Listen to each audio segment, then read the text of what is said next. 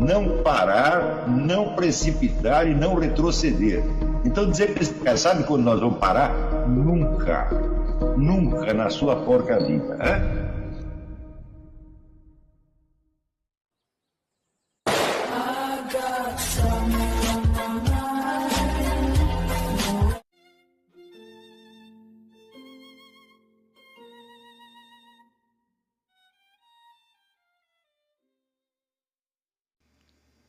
E aí pessoal, tranquilo?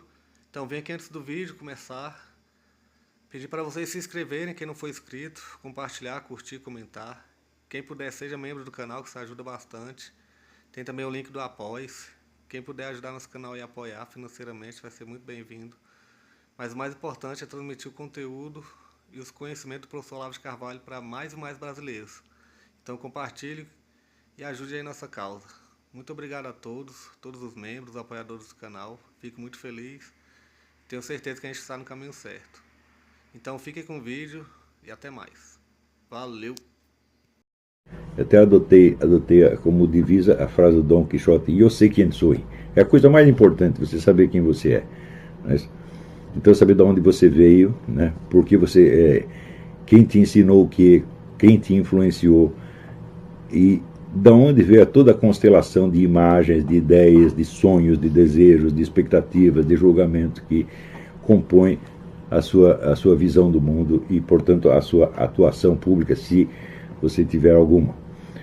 E nós vimos pelas aulas anteriores o como é imenso, variado e complexo, né, o conjunto de fontes que formam vamos dizer, a mentalidade média das pessoas, onde você vê. Quando você vê uma única reação do indivíduo a qualquer acontecimento, agora houve esse atentado, então aparecem pessoas falando, né? E no julgamento que fazem, você vê a presença de toda essa constelação de fatores que está, por assim dizer, falando pela boca dele, como se ele fosse um boneco de ventrílogo, né?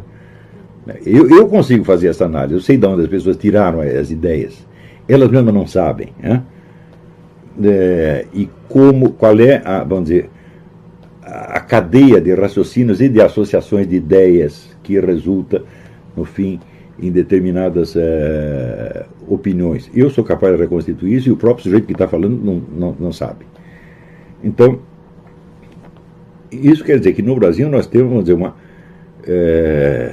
entre outros fatores, nós temos uma crise da ciência social. Não há uma ciência social capacitada para lidar com a complexidade da sociedade brasileira. A ciência social se limita a repetir, a macaquear esquemas de 50 anos atrás, né, certo?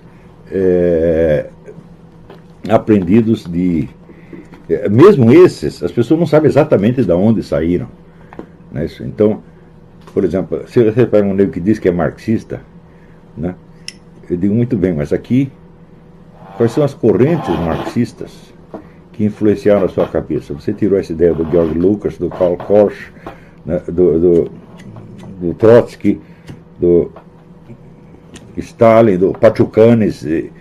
As pessoas não sabem.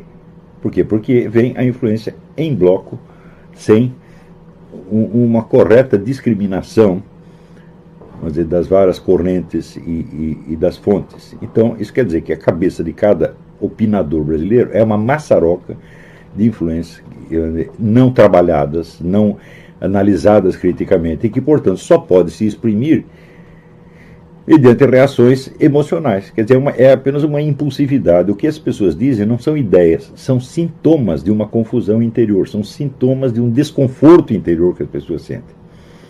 E esse desconforto, como elas não são capazes de lidar consigo mesmas e de rastrear a formação da sua mente, esse desconforto se expressa em revolta contra alguma coisa.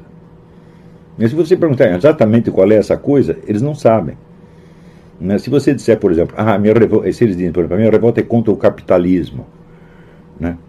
É fácil você perceber que não é, porque hoje, quando você...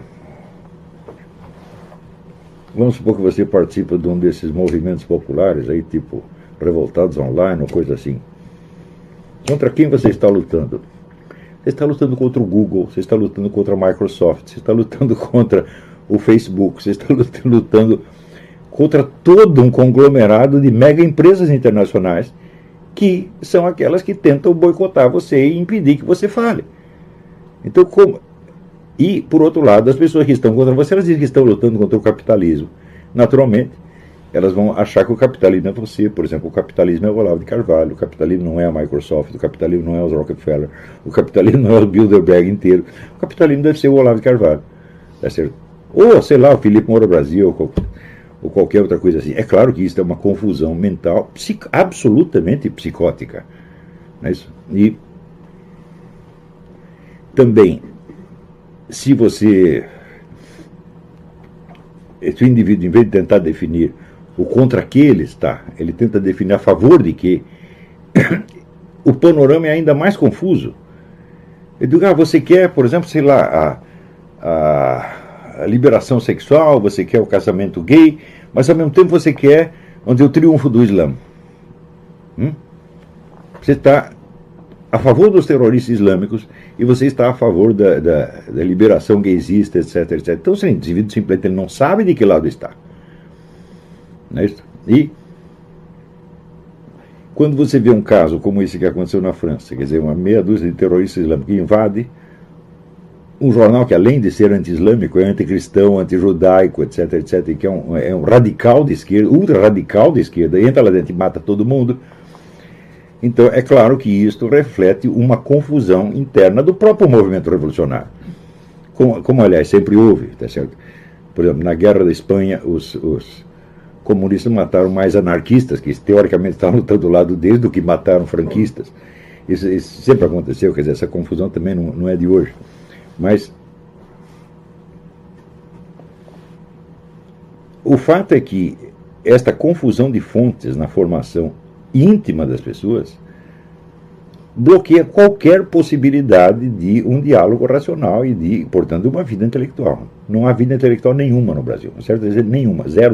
O que existe de vida intelectual no Brasil é neste curso, ou é um filhote, é um pseudópodo deste curso, e mais nada. Não há vida intelectual nenhuma nas universidades brasileiras. É zero, absolutamente zero.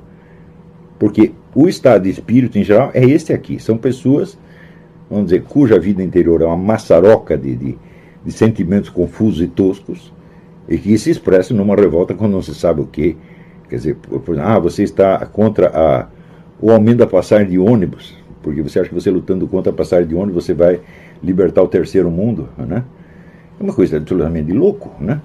E quando você vê quais são as pessoas que estão participando do movimento Passe Livre, eu digo, bom, existe ali algum pobre, algum favelado que não possa pagar 20 centavos? Não, não tem nenhum.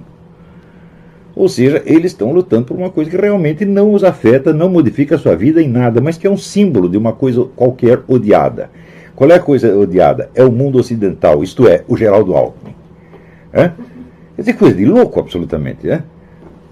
Então, as coisas vão assumindo, vamos dizer, um aspecto cada vez mais caricatural, e no caso específico do Brasil, isso toma formas de um grotesco que não é concebível desde fora do Brasil.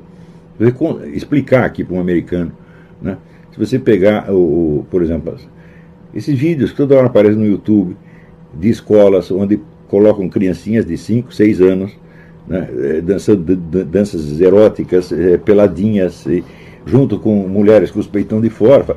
Os americanos não acreditam que isso está acontecendo. Porque aqui, nem mesmo o gaysista mais radical imagina a possibilidade de fazer uma coisa dessa. Quer dizer, nós vamos introduzir danças eróticas na pré-escola. Aqui não tem nenhum gaysista, nenhum liberacionista radical, não digo que lute por isso, mas que pense nisso. Ninguém pensou em fazer isso. E não são capazes de pensar. Isso quer dizer que aqui você ainda tem algum resíduo, vamos dizer, de uma racionalidade tradicional, que seria aquela mescla de iluminismo e cristianismo que veio com os pais fundadores. Isso ainda existe, isso ainda funciona como quadro de referência para as pessoas. Mas no Brasil não tem isso. No Brasil as pessoas estão soltas no espaço. E, então, isso quer dizer que as influências se combinam de uma maneira absolutamente anárquica e resulta apenas num comportamento impulsivo, num protesto que não tem objeto e que é apenas a expressão de um desconforto íntimo. Então, é claro que, antes de ser um problema, uma crise política, isso é uma crise cultural, uma crise psicológica gravíssima, como nunca houve no mundo. Tá certo? E é por isto mesmo que eu não creio que isto possa ser corrigido mediante uma ação política.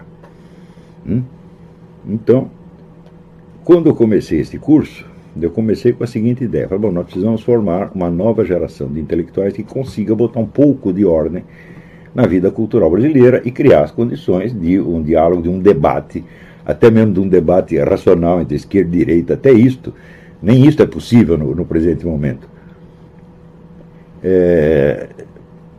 E daí, quem sabe, ao longo de 20, 30 anos se forma uma classe política melhorzinha e as coisas podem tomar um rumo melhor. Essa foi a minha ideia. Passados 4 ou 5 anos de curso, eclodem estes movimentos, tipo Revoltados Online, esse anti-Dilma, pedido de impeachment, pedido de intervenção militar, etc. Bom, a coisa me pareceu desde o início uma ejaculação precoce. Né? E, evidentemente, eu não ia boicotar esses movimentos, tá certo? E pude dar um apoio moral, assim, modesto, mas um pequeno apoio moral, mas sabendo que esses não são ainda os movimentos de que nós vamos precisar para melhorar o Brasil, para colocar o país num outro rumo. Eles expressam apenas uma indignação popular inteiramente justa, tá certo? Porém, vocês não podem esquecer um paragrafinho que eu coloquei online faz tempo, dizendo quais são as etapas que existem para a formação de um movimento político.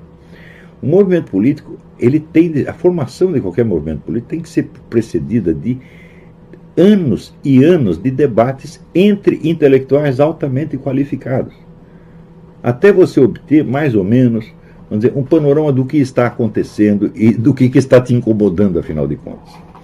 Sem isso, simplesmente não é possível. Se você observar, por exemplo, a Revolução Russa, você vê que os debates entre intelectuais sobre a sociedade russa começaram mais ou menos em 1840, 1850. Quer dizer, começaram 60 ou 70 anos antes da Revolução, até que essas correntes de ideias foram se condensando em várias, das quais uma, por ser a mais esperta, a mais descarada, acabou tomando a iniciativa e controlando o fluxo dos acontecimentos. Se você pegar a esquerda no Brasil, a fundação do PT foi precedida de 20 anos de discussões. Né? Quer dizer, quando houve o golpe de 64, a esquerda se recolheu, né? E disse, agora vamos reunir aqui as cabeças pensantes e vamos discutir para ver se a gente entende o que aconteceu e por que foi que nós caímos do cavalo. Né? Desses 20 anos surge o projeto do PT, altamente influenciado já pela estratégia do Antônio Gramsci.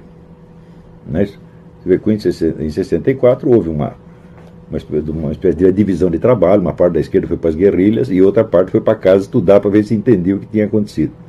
A primeira morreu e só serviu de símbolo aglutinador, serviu de garoto propaganda para a segunda facção. E esta segunda facção foi justamente a que percebeu que precisava criar uma modalidade de luta completamente desconhecida no Brasil, tá certo? Que era justamente o tipo de militância que veio a aparecer com o PT. O PT não tinha nenhuma autodefinição ideológica marxista, nem comunista, nem coisa nenhuma. Tá certo? Ela vem apenas com um tom populista, tá certo? Mas não muito diferente daquele que tinha sido utilizado pelo antigo PTB do Getúlio Vargas. Tá certo? Apenas não estava centrado na figura do governante Getúlio Vargas. Mas encontra um outro símbolo aglutinador que era melhor do que o Getúlio Vargas. Por quê? Porque era um sujeito que vinha da classe operária. Então, pela primeira vez na história da esquerda brasileira, havia um líder operário, pela primeira vez. E isso, evidentemente, faltava, porque todos os líderes anteriores eram intelectuais ou pessoas de classe alta, tipo Caio Prado Júnior, ou engenheiros de formação como Carlos Marighella, ou advogados, era assim, era gente de classe média e alta somente. De repente apareceu essa coisa maravilhosa, um operário, que é nem no cheque, com H-U-M, né? Um operário. Esse operário, então, vira o símbolo de tudo. Então, esta luta que se trava, sobretudo na esfera simbólica, na esfera do imaginário, ela expressa uma mudança radical de estratégia da esquerda brasileira. Tá certo? Então, você vê que antes disto, a estratégia da esquerda era eminentemente eleitoral, e visava se infiltrar no governo. E desde o governo promover, então, vamos dizer, a revolução. Com o PT a coisa muda completamente de figura.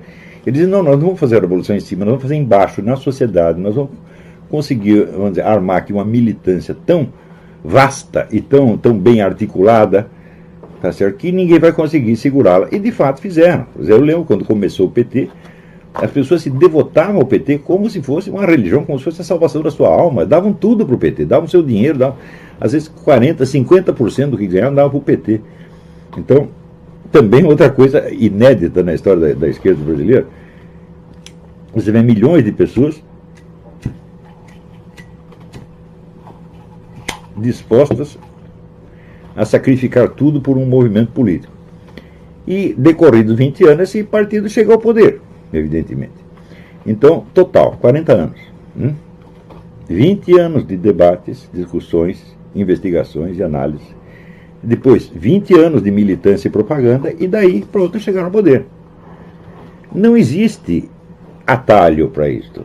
Não existe a estrada real, porque você vai direto. Isso não existe. Então, isso quer dizer que todos esses movimentos que eclodiram, eles não têm uma retaguarda intelectual e estratégica suficiente para poder mudar o curso das coisas. Eles apenas expressam descontentamento. Falam, esse descontentamento é inteiramente justo, então quer dizer que não podemos ficar contra esses movimentos. Mas apostar que eles vão mudar o curso das coisas no país é besteira, eles não vão mudar. Tá certo?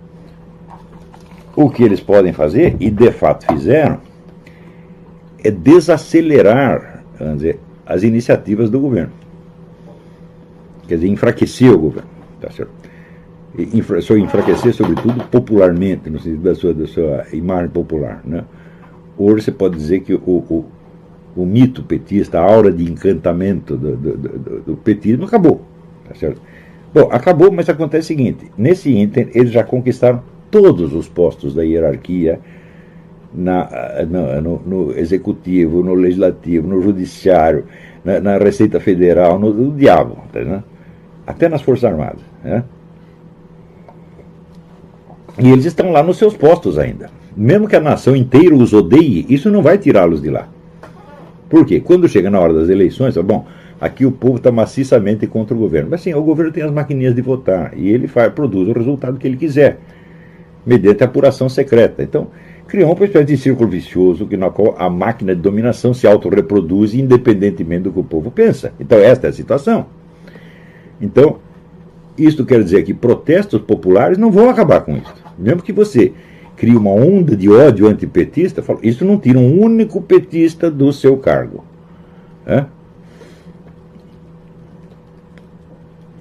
E, vamos dizer, tá mais do que claro que, vamos dizer, que essa via eleitoral, ela está bloqueada pelas maquininhas. Então vamos fazer um golpe militar. Fala, mas escuta, mas você tem ideia da doutrinação maciça que esse pessoal das Forças Armadas sofreu nos últimos anos? Vocês viram o discurso do novo comandante do Exército, em que ele diz o seguinte, agora as Forças Armadas têm uma outra mentalidade, porque nos anos 60 havia aquela coisa de Cuba exportando revolução, agora nós temos instituições estáveis e sólidas, tudo mudou. Eu digo, bom, esta análise está 100% errada, tá certo? Essa é uma análise de menino de escola.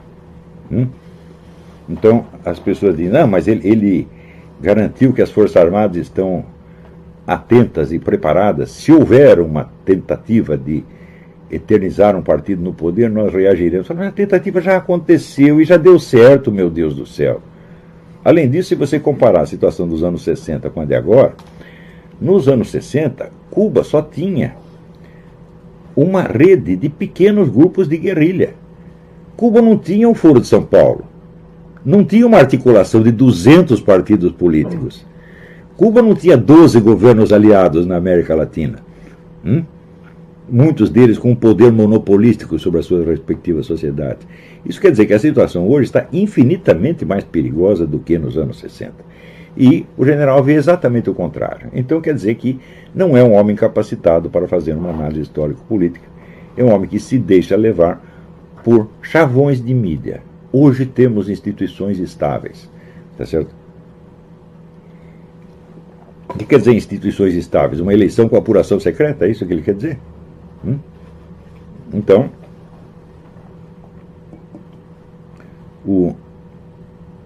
se você analisa o período do governo militar, você vê que você tinha uma imensa mídia de oposição. Eram semanários, dezenas de semanários que apareciam nas bancas, eram lidos, etc, etc. Um deles, o Pasquim, chegou a ter uma tiragem maior do que qualquer jornal diário. Agora, durante o período petista, cadê a mídia de oposição antipetista? Não tem. Simplesmente não tem. Ou seja, eles conseguiram um controle completo da mídia.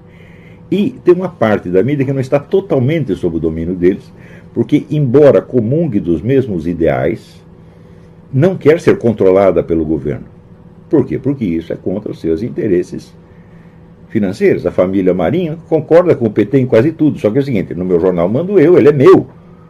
Portanto, existe um conflito de interesses aí, com relação à propriedade da mídia.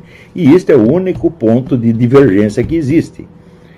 Então, vamos dizer, esta mídia que é altamente colaboracionista e que ela é muito prestativa no sentido de dar esta ilusão de estabilidade das instituições, né, e que, você veja, ela é maciçamente muito mais antimilitar do que antipetista, né, toda a mídia. Né.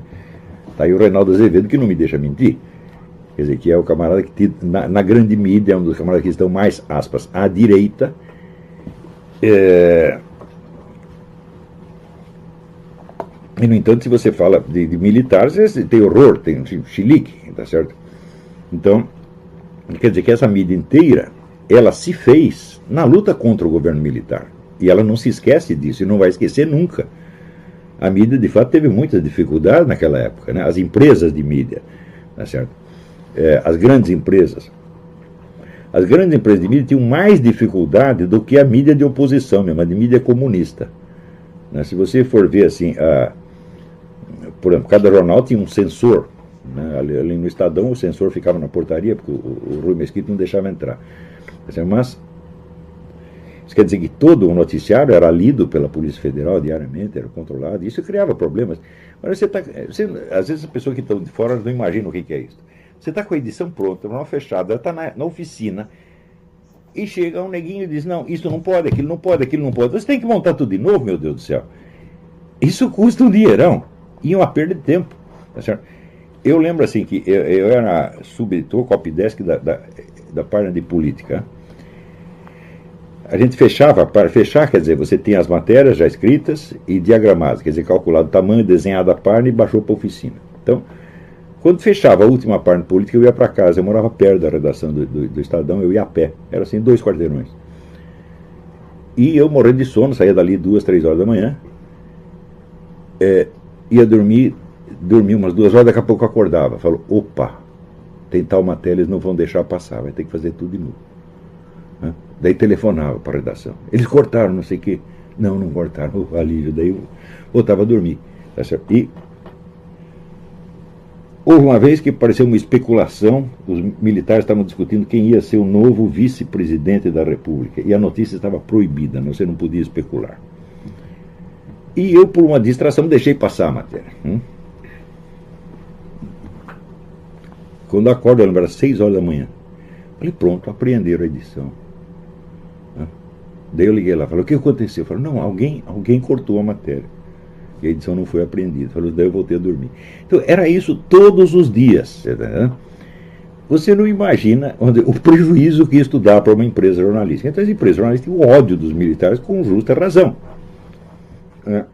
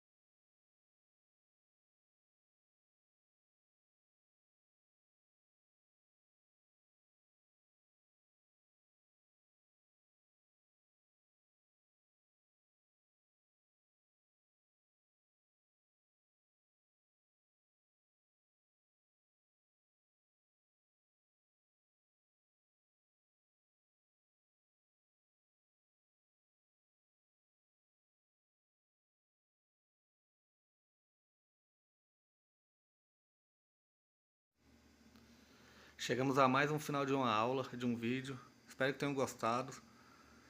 Quem não se inscreveu ainda, se inscreva, compartilhe, comente. Ajude o nosso canal, apoie, seja membro. E ajude o nosso canal a chegar a cada dia a mais brasileiros que precisam muito do conhecimento do professor Olavo de Carvalho. Então é isso aí, fique com Deus, até o próximo. Valeu! Então é isso aí, pessoal. Que é o nosso canal. Que são alguns livros que eu já li. A maioria foi doação, mas alguns eu adquiri, professor Olavo de Carvalho. Alguns livros se perderam aí que eu emprestei. Professor Alexandre Costa. A Bíblia Sagrada. 10 lições sobre Karl Marx. Indico a não ler esse livro, que é muito ruim mesmo. Alguns pensadores aqui que realmente, como o professor Olavo de Carvalho disse, não são pensadores. Valeu, tamo junto aí. Apoie nosso canal, seja membro.